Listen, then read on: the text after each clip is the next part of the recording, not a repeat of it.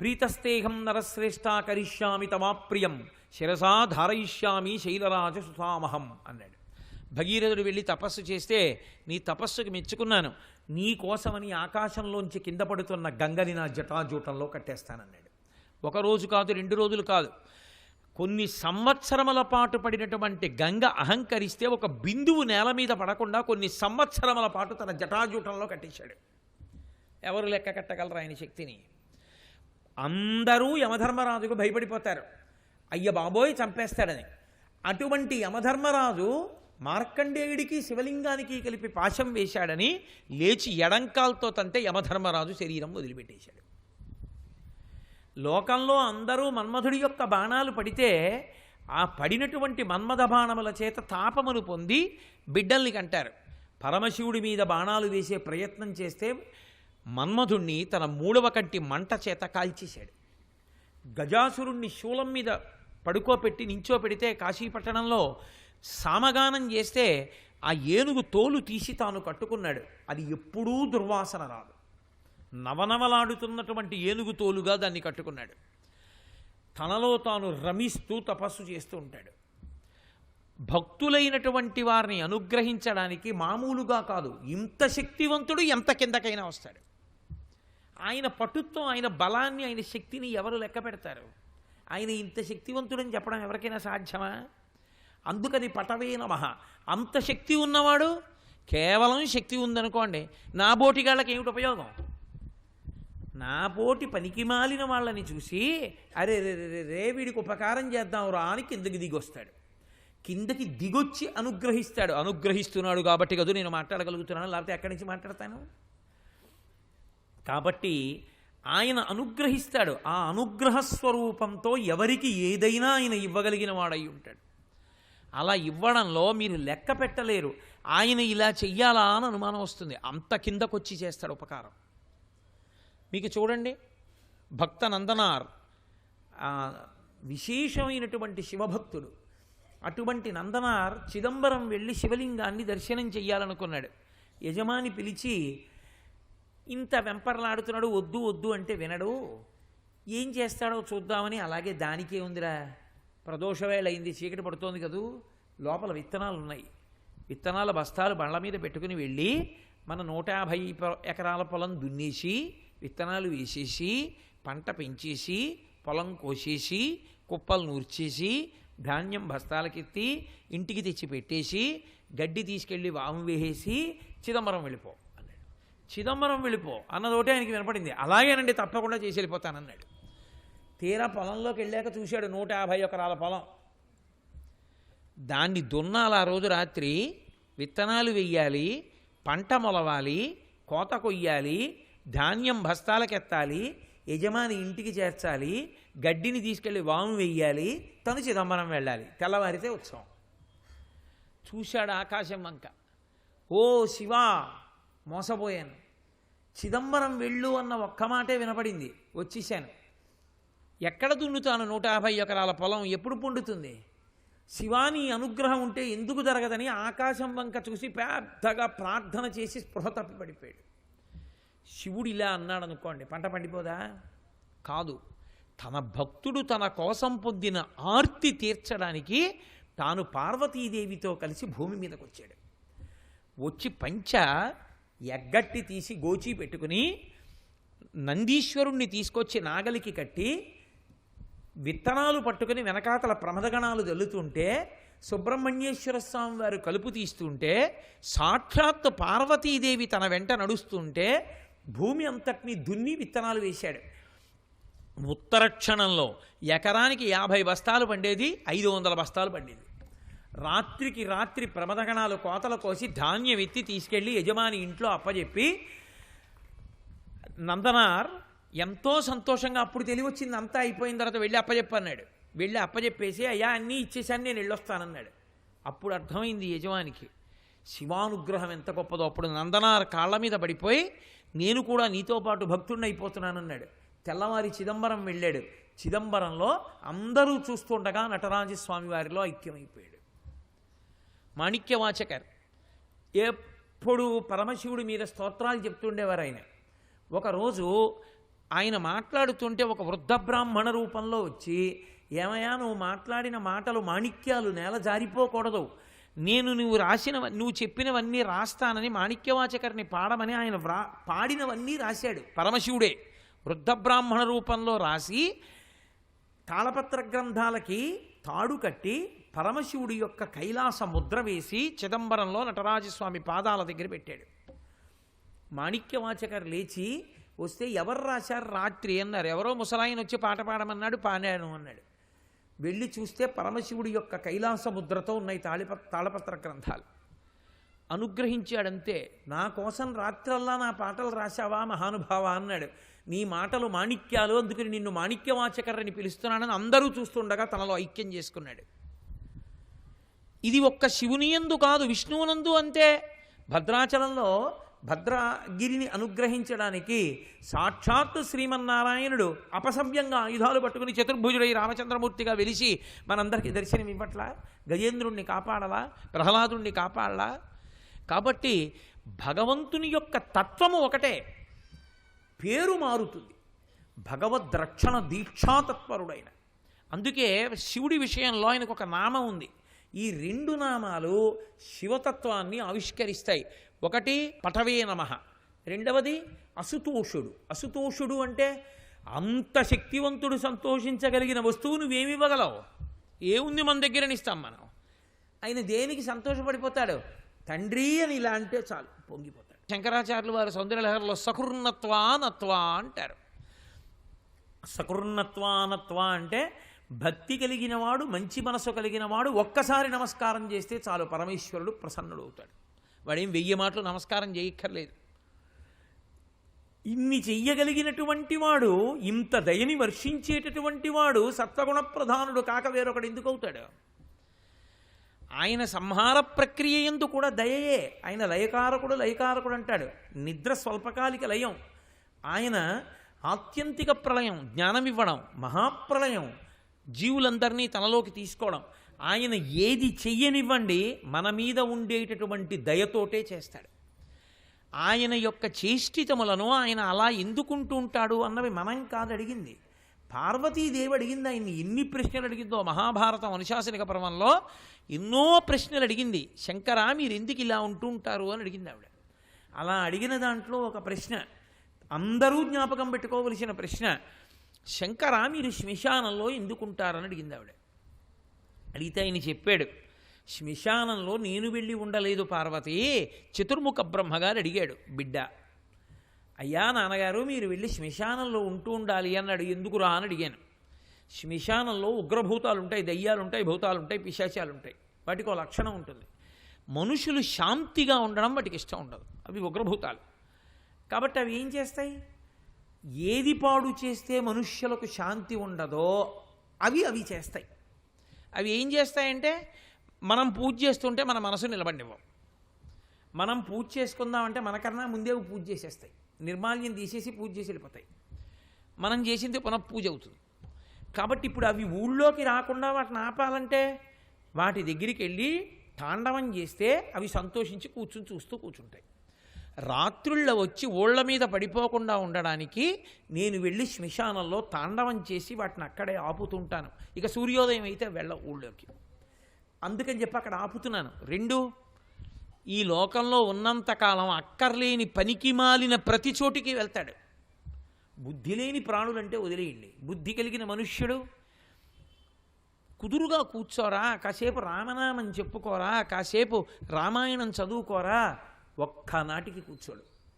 ఏమీ తోచట్లేదంటే అలా తిరుగుతూనే ఉంటాడు. ఏమీ తోచట్లేదు అలా తిరిగి వస్తానని ఎక్కడికెక్కడికో పెడతాడు తప్ప ఏం తోచట్లేదు కాసేపు అలా శ్మశానానికి పోయొద్దామని ఎవడని అంటాడేంటి? ఎవడండవు. కానీ తప్పనిసరిగా వెళ్ళవలసిన ప్రయాణం అంటూ ఏదైనా ఉంటే అదొక్కటే, తప్పకుండా వెళ్ళవలసిందే ప్రతి వాళ్ళు. వెళ్ళిపోయినప్పుడు ఇక్కడ ఉన్నన్నాళ్ళు నేను అందంగా ఉంటాను, నేను తెల్లగా ఉంటాను, నేను పొడుగ్గా ఉంటాను, నాకు ఇంతంత కళ్ళు ఉన్నాయి, నాకు ఇన్ని పద్యాలు వచ్చు, నాకు ఇంత పాండిత్యం వచ్చు, నేను ఇంత విద్వాంసుండి, నేను ఇన్ని పాటలు పాడతాను, నేను ఇన్ని వాద్య పరికరాలు మోగిస్తాను, ఇంత ఉద్యోగం చేస్తున్నాను, ఇంత జీతం వచ్చింది, ఇంత చదువుకున్నాను, ఇంత అధికారం ఉంది, ఇన్ని కార్లు ఉన్నాయి, ఇన్ని మేడలు ఉన్నాయి అన్నవాడు శరీరం పడిపోయింది అనుకోండి, కొత్త కర్రలు 2 తీసుకొచ్చి అడ్డకర్రలు వేసి దాని మీద పడుకోబెట్టి తాడేసి కట్టి ఓ సైను గుడ్డ కప్పి పట్టుకుపోతారు. ఆఖరణ అవి కూడా తీసేసి కట్టెల మీద పెట్టేస్తారు. వాడే పైకి లేచి నిలబడి చూసుకుంటూ ఉంటాడు. వాడి శరీరం కాలిపోతుంటే కల్లరి బొమ్మయవు కాయమ్మునొల్లా అంటాడు. అప్పుడు అయ్యయ్యో ఈ శరీరాన్ని ఇంత పోషించా ఇది ఇలా కాలిపోతోంది. అయిన వాళ్ళు కింవానేన ధనేన వాజికరిభిప్రాప్తేన రాజ్యేన కిం వా పుత్ర కళత్రమిత్ర పశుభిర్దేహేన గేహేన కిం జ్ఞాతైతక్షణభంగురం తపతిరోత్యజ్యం మనోదూరత స్వాత్మార్థం గురువాక్యతో భజ భజ శ్రీ పార్వతీ వల్లభం అంటారు శంకర భగవత్పాదులు. ఇంటి దగ్గర ఉండిపోయే వాళ్ళు ఇంటి దగ్గర ఉండిపోతారు. ఆఖరికి అక్కడికి వచ్చిన కొడుకు కూడా తల చెట్లగానే వెళ్ళిపోతాడు స్నానం చేసి. వీడు ఒక్కడు లేచి నిలబడతాడు. మొట్టమొదటి రోజు రాత్రి అక్కడ నిలబడినప్పుడు కొత్త కదూ, మిగిలిన వాళ్ళందరూ భయంకరాకారాలతో వస్తారు. వస్తే వీడు హడిలిపోతాడు. నా వాళ్ళని నమ్ముకున్నాను, ఒక్కడు లేడు ఇప్పుడు నన్ను శాంతిపరచడానికి. డబ్బంతా దాచాను, ఒక్క గోవు దానం చేయలే. డబ్బంతా దాచాను, ఎప్పుడూ ఓ గుళ్ళో దీపం పెట్టలేదు, నూనెవ్వలేదు. ఒక్కనాడు వెళ్ళి దేవాలయానికి ప్రదక్షిణం చేయలేదు. ఒక్కనాడు ఈ 2 చేతులు ఇలాగని మనస్ఫూర్తిగా నమస్కారం చేసింది లేదు. ఈశ్వరుడి ఉత్సవం చూసింది లేదు. వీళ్ల కోసం సమయం అంతా వృధా చేశా, ఒక్కడు లేడు అని హడిలిపోయి భయపడిపోయి ఆకాశంలో నిలబడిపోతే, నేనున్నానని అనేవాడు లేకుండా పోయి వాడు ఏడుస్తుంటే నేను కూడా లేకపోతే ఏడుస్తాడని నేనున్నాను ఎడవకురా అని ఓదార్చడానికి ఉన్నాను పార్వతి అని చెప్పాడు. అది ఆయన యొక్క ఔదార్యం, అది ఆయన యొక్క తాపత్రయం. అటువంటి శంకరుడు సత్వగుణ ప్రధానుడు కాకపోవడం ఏమిటి? ఆయన పరమసత్వగుణ ప్రధానుడు. అసలు ఆయన తత్వమే సత్వము. అటువంటి పరమేశ్వరుడు, అటువంటి విష్ణువు ఇద్దరూ కలిపి ఒక్కటే. తత్వతః పేర్లు మారి మాట్లాడుతున్నాను తప్ప నిజానికి అవి 2 పదార్థాలు కావు. అవి 2గా కనపడి ఒకటిగా ఉన్నటువంటి పదార్థం. అది ఒక్కటే ఇన్ని రూపాలతో కనపడుతోంది అన్న విషయం ఎరుకలోకి వచ్చిందనుకోండి, సర్వం విష్ణుమయం జగత్. చాలా జాగ్రత్తగా అర్థం చేసుకోండి. సర్వం అంటే అన్నీ, విష్ణుమయం విష్ణు ఒక్కడే, జగత్ జాయితే గచ్చతే ఇది జగత్ వచ్చి వెళ్ళిపోయేవి. ఈ సర్వం జగత్. సర్వం అంటే అన్నీ. ఈ చెట్టు ఇది సృష్టి మొదటి నుంచి లేదు, ఏదో ఎప్పుడో వచ్చింది. అలా ఉండాలనే మనం కోరుకోవాలి, ఇంకో మాట అనకూడదు. కానీ కాలంలో ఎప్పుడో అప్పుడు ఈ చెట్టు కూడా లయం అయిపోతుంది, భూమిలో కలిసిపోతుంది. అన్నీ వచ్చి వెళ్ళిపోయేవే. సమస్త ప్రాణులు అంతే, వచ్చి వెళ్ళిపోతాయి. ఇలా వచ్చి వెళ్ళిపోయేవన్నీ నిజానికి విష్ణువే. కానీ విష్ణువు అని తెలుసుకోలేక అవి మాయతో వెళ్ళిపోయాయి, అందుకని మళ్ళీ వస్తున్నాయి. సర్వం ఇవన్నీ విష్ణుమయం, విష్ణువే ఇన్ని రూపాలతో ఉన్నాడు యథార్థమునకు. ఒక్క బంగారమే, చేతి ఉంగరములుగా, మెడలో రుద్రాక్షమాలగా, చేతికి వేసుకునేటటువంటి కంకణంగా, చెవులకు పెట్టుకునేటటువంటి కుండలములుగా, బాహువులకు పెట్టుకునేటటువంటి కేయూరములుగా, పాదములకు పెట్టుకునేటటువంటి మంజీరములుగా, నడువుకి పెట్టుకునేటటువంటి వడ్డాణముగా, అనేక రూపాలతో అనేక పేర్లతో ఉన్నది ఒక్క బంగారమే. ఆ బంగారం లేకుండా ఇవి వస్తాయా? రావు. ఇవి లేకపోయినా బంగారం ఉంటుంది. ఇవన్నీ కలిపి ముద్ద చేసి ఇంట్లో పెట్టచ్చు, బంగారం ఉంటుంది. బంగారం లేకుండా ఇవన్నీ వస్తాయా? రావు. వీటి రూపంలో ఉన్నదేది బంగారమే. ఉంగరాల రూపంలో ఉన్నా, వడ్డాణం రూపంలో ఉన్నా, బాహుబుల రూపంలో ఉన్నా, కేయూరములుగా ఉన్నా, మంజీరములుగా ఉన్నా, వడ్డాణంగా ఉన్నా, కుండలాలుగా ఉన్నా, చూడామణిగా ఉన్నా, ఎలా ఉన్నా అన్నీ బంగారమే ఇన్ని రూపాలు పొందింది. అలా ఆ ఒక్క విష్ణువే ఇన్ని రూపాలు పొందాడు. సర్వం జగత్ విష్ణుమయం, ఇవన్నీ కలిపి ఒక్క విష్ణువే. ఇప్పుడు నేను అలా అన్నాను అనుకోండి, ఒక్క విష్ణువే అనగానే సర్వం ఉందా? ఇంకా ఉంటుందా? లేదు. విష్ణు ఒక్కడే, ఇన్ని లేవు. ఇవన్నీ కలిపి విష్ణువు ఇన్నిగా ఉన్నాడు. ఇవన్నీ కలిపి ఒక విష్ణువే, అన్నీ కలిపి బంగారం. ఇప్పుడు నేను పెట్టుకున్నాను అనుకోండి, నేను చూశాను అనుకోండి, పళ్ళెంలో పెడితే నా గొలుసు, నా ఉంగరాలు, నేను పెట్టుకునేటటువంటి కంకణాలు ఇన్ని కనపడతాయి. ఇవన్నీ పట్టుకెళ్ళి కంసాలకి ఇచ్చి, అయ్యా నాకేదో ముఖ్యమైనటువంటి అవసరం వచ్చింది, ఇవన్నీ అమ్మేస్తున్నాను, వీటికి ఎంత ఇస్తారు అని అడిగితే కంకణం పొడుగు చుట్టుకొలత చూస్తాడు. ఏంటి? ఇవన్నీ కలిపి తక్కెట్లో పెడతాడు. పెట్టి ఎంత బంగారం ఉందో చూస్తాడు, దానికి విలువ కడతాడు. దానికి కూడా కట్టాడు. అందులో ఉన్నటువంటి మళ్ళీ మలినం తీసేసి శుద్ధ బంగారానికి విలువ కడతాడు కదూ. అలా ఆయన విలువ కట్టేటప్పుడు ఏమీ లేదు, బంగారం ఒకటే ఉంది, ముద్ద. ఇవన్నీ జ్ఞానదృష్టిలో ఒకటైపోయి ఏమైపోయాయి? విష్ణు అయిపోయాయి. అప్పుడు ఇక సర్వముందా? లేవు. ఇన్ని గాజులు ఉంగరాలు ఏం లేవు, బంగారం ఒకటే ఉంది. జగత్ వచ్చి వెళ్ళిపోయే ఇన్ని రూపాలు ఉన్నాయా? ఒకటే ఉంది, విష్ణువు. విష్ణుమయం అన్నది ఎరుకలోకి వచ్చినప్పుడు సర్వం జగత్, ఈ రెండు మాటలు లేవు. పోతేనే అది అర్థమైందని గుర్తు. సర్వం జగత్, ఈ రెండు మాటలు పోయాయి. విష్ణుమయం ఒకటే మిగిలిపోయింది, బంగారం ఒకటే మిగిలిపోయింది. అసలు అలా ఎవడికి అర్థమైందో, ఉన్నదంతా భగవంతుడొక్కడే అని ఎవడికి అర్థమైందో అదే శివం మంగళం. ఇప్పుడు విష్ణుమయం అని తెలియడమే శివం. ఇప్పుడు విష్ణు శివ ఒకటై ఉన్నారు. రెండయ్యారా? అది మార్గశీర్షం. మీరు పట్టుకున్నారా లేదా నాకు తెలియదు. సర్వం విష్ణుమయం జగత్. విష్ణుమయం అంతటా ఉన్నది ఒక్క పరమేశ్వరుడే. ఆయనే ఇన్ని రూపాలతో ఉన్నాడు. అది లోపల కలిగిందనుకోండి, ఆ భావన కలిగిందనుకోండి, ఇంకా వేరు కనపడవు, అన్నీ భగవంతుడే కనపడతాడు. మీకు ఇంకా బాగా అర్థం అవ్వాలంటే నేను ఉదాహరణ చెప్పవలసి ఉంటుంది. మహానుభావుడు రామకృష్ణ పరమహంసని పిలిచి అన్నారు, అయ్యా ఇక్కడేదో అన్న సంతర్పణ చేస్తున్నాం, ఈ అన్న సంతర్పణ అయిపోయిన తర్వాత విస్తళ్ళు ఎత్తండి అన్నారు. మనం అయితే ఏం చేస్తాం? ఏదో కింద కాగితం వేసి ఆ కాగితం చుట్టుకుంటూ వెళ్ళిపోయి దాన్ని తీసుకెళ్ళి చెత్త కుండీలో పడేస్తాం. అంతకుముందు ఎత్తిన వాళ్ళందరూ విస్తళ్ళు అలాగే ఎత్తారు. రామకృష్ణ పరమహంస అన్నారు, అయ్యో అయ్యో అయ్యో అయ్యో అలా ఎత్తకండి అని తన గడ్డంతో తుడిచారు. ఆయనకి పెద్ద గడ్డం ఉండేది, ఆ గడ్డంతో తుడిచారు. ఎందుకన్నారు? ఆయన దృష్టి మిగిలిన వాళ్ళకి ఎక్కడుంది? అయ్యో తిన్నది అందరూ ఎవరో అన్నం లేని వాళ్ళు తిన్నారనుకుంటున్నారా? పరమేశ్వరుడు ఇన్ని నోళ్లతో తిన్నాడు. లోపల ఆకలిగా ఉన్నది వాడు ఇన్ని రూపాలతో వచ్చి తిన్నాడు.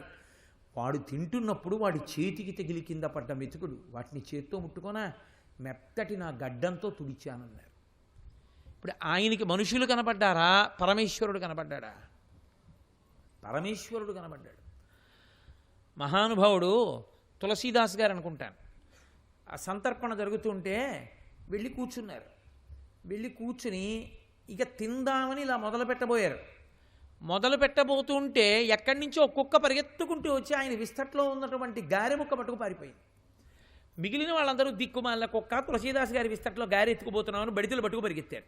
ఆయన ఒక్కడు నీతి కుండ పట్టుకు పరిగెత్తాడు. అయ్యో స్వామి స్వామి గారె గట్టిగా ఉంటుంది, నెయ్యేసుకోండి నెయ్యేసుకోండి అని.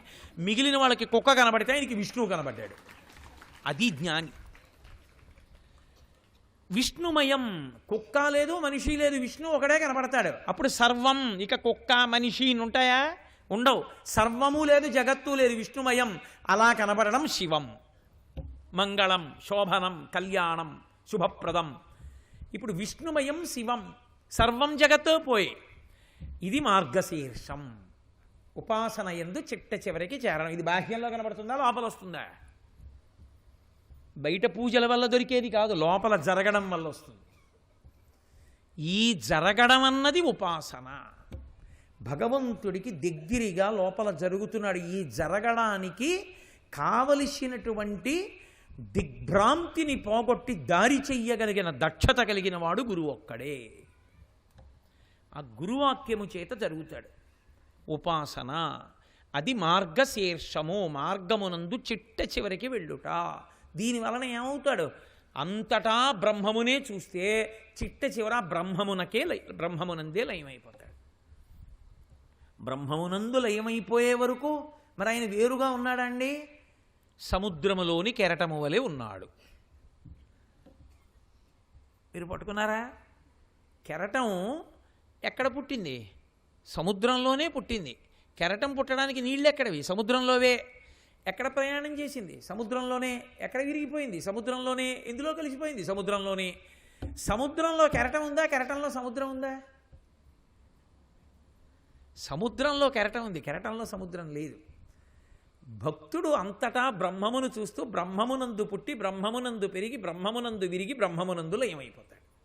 సముద్రమునందు కెరటంలా. అప్పుడు సర్వం విష్ణుమయం జగత్, విష్ణుమయం అయి కూర్చోవడం తాను శివం. కాబట్టి విష్ణుమయం శివం. అప్పుడు ఏమైపోయింది? ఒకటే అయిపోయింది చిట్ట చివరికి వచ్చేటప్పటికి. అది మార్గశీర్షమైతే విరిగి పడిపోయి సముద్రంలో కలిసిపోతే ఇక మళ్ళీ భేదం లేదు. ఈ స్థితికి చేరిపోయిన వాడెవడున్నాడో వాడొక మాట చెప్తాడు.